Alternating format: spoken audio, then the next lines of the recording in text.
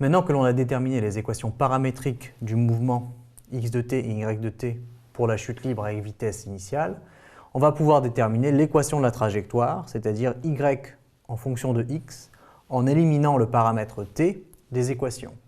Alors pour faire ça, il faut exprimer le paramètre t en fonction de x et injecter son expression dans celle de y de t.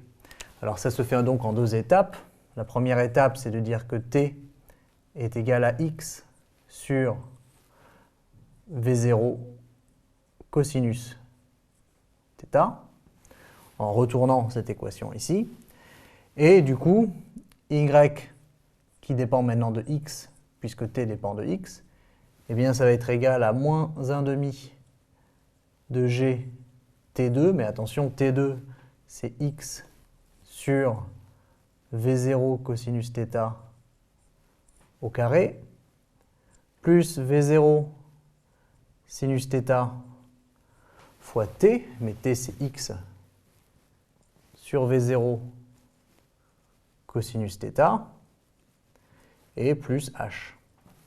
Ce qui fait que l'équation de la trajectoire, eh bien, c'est y de x est égal à moins g sur 2v0 carré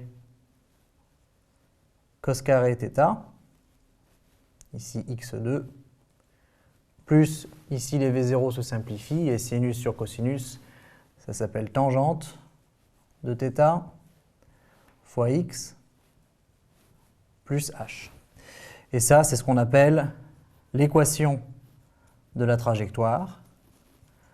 C'est en fait la fonction, y en fonction de x, qui représente la trajectoire, si vous la tracez, dans le repère OXY.